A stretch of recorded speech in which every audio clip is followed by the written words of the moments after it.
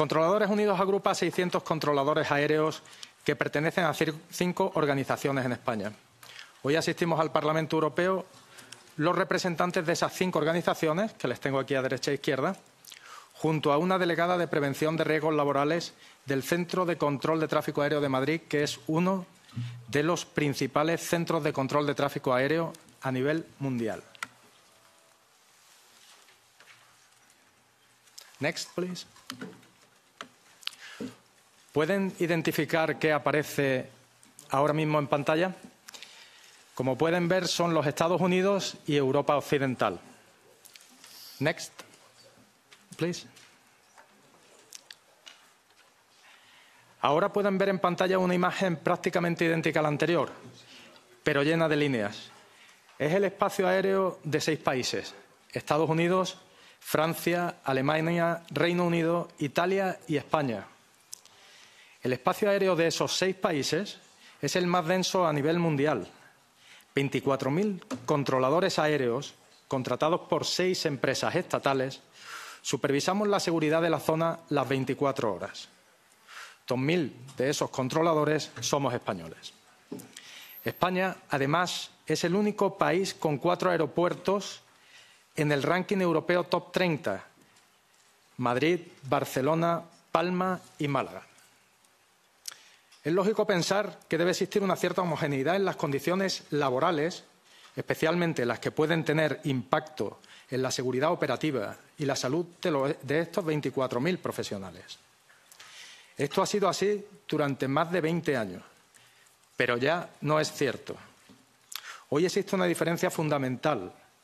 22.000 controladores tienen ERS y 2.000 no poseemos ERS, al haber sido eliminado. Next, please. Aquí lo pueden ver. Next. Pero ¿qué es el sistema ERS? Es un sistema de prejubilaciones que ha sido avalado en multitud de informes internacionales en base a criterios de seguridad aérea y salud laboral. Vamos a analizar brevemente 4 razones para su existencia. Next.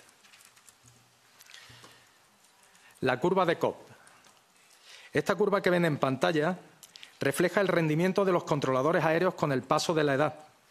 La curva está basada en estudios realizados por Bar Cobb a 1.500 controladores aéreos en Estados Unidos. Identifica un declive a partir de los 50 años de edad.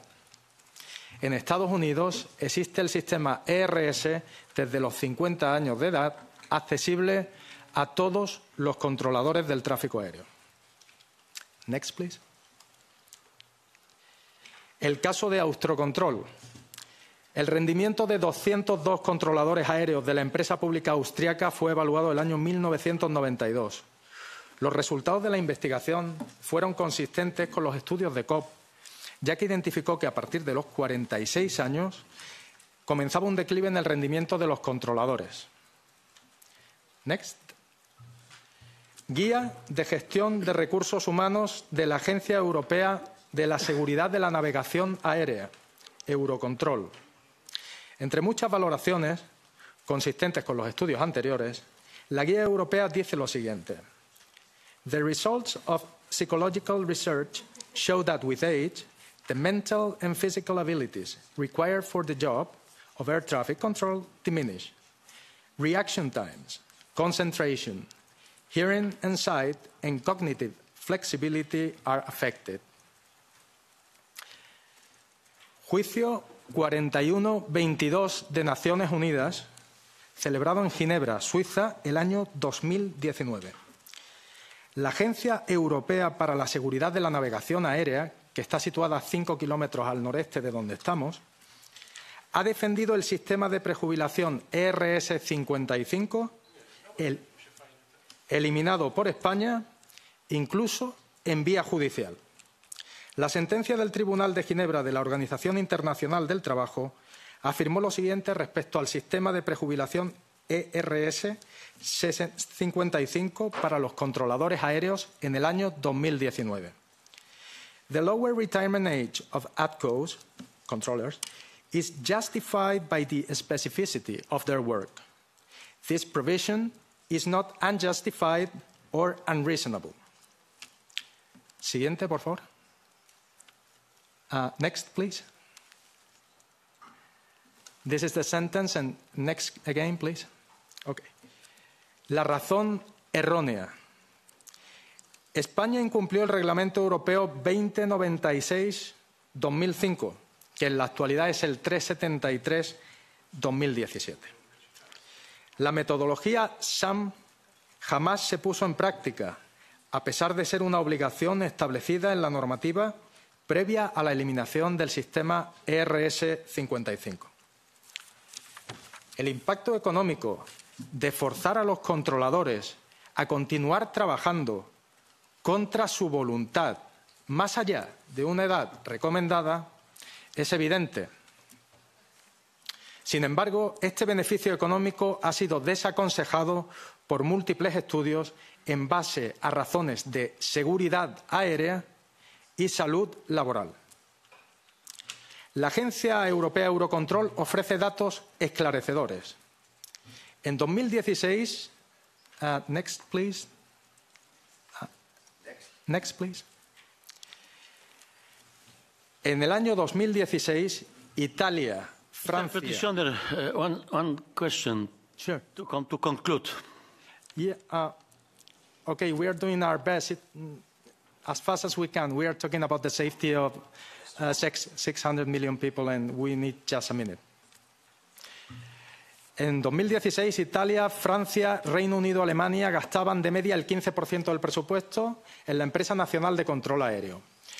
Suiza, Suecia y Austria gastaban el 20%. España gastaba el 4%. 4%. Next, please. Eso significa, traduciéndolo a números, que España deja de gastar anualmente 110 millones de euros con respecto al resto de proveedores principales. Next, please. Este es el análisis de la salud laboral de 1.000 controladores que damos seguridad a millones de personas. Quirón Prevención, que es la empresa líder en España y filial de la alemana Fresenius, evaluó la salud psicofísica de 1.000 controladores aéreos en el año 2019. Pueden ver el resultado en pantalla. La degradación de nuestra salud era grado 3 sobre 4 posibles. El estado general de la salud psicofísica de los controladores aéreos españoles fue calificado de deficiente. Ok, ahora puedes ir. Also we have, this one, thank you. Also we have another problem, hemos tenido otro incumplimiento por parte de nuestra empresa respecto al reglamento indicado con respecto a la programación de jornada anual. Nuestra empresa, de manera unilateral y sin estudio de seguridad, incumpliendo los reglamentos europeos ya mencionados, impone una carga laboral por encima de las recomendaciones europeas. Ya en el año 2012 se notificó a nuestro Parlamento y después de 10 años ni ENAIRE, nuestra empresa de control aéreo, ni AESA, el supervisor de seguridad aérea, ni el Ministerio de Transportes han hecho nada. Siguiente, por favor. Aquí se puede ver el turnero de 200... Next. Siguiente, por favor. Después podemos observar el turnero en el cual tenemos 200 días de trabajo básico más evaluaciones médicas, días de estudio de inglés y de fraseología, lo que viene a sumar aproximadamente 220 jornadas anuales.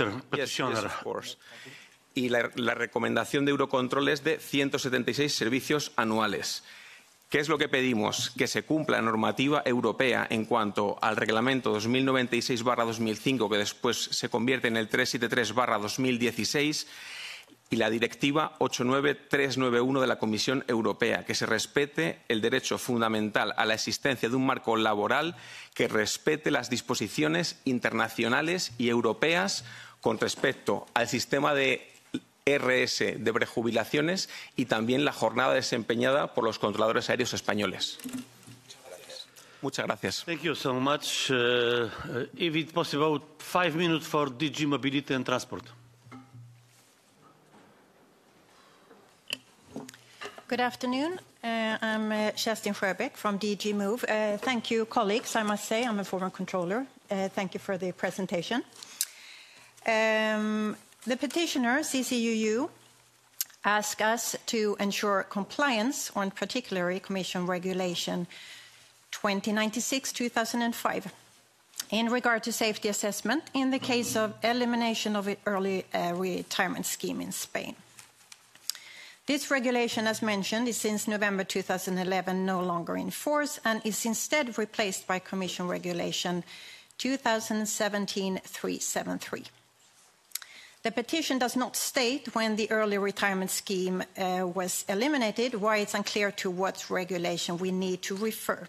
However, both regulations, the 2096 from prior to 2011 and 373, which is valid now, address the topic in a similar way.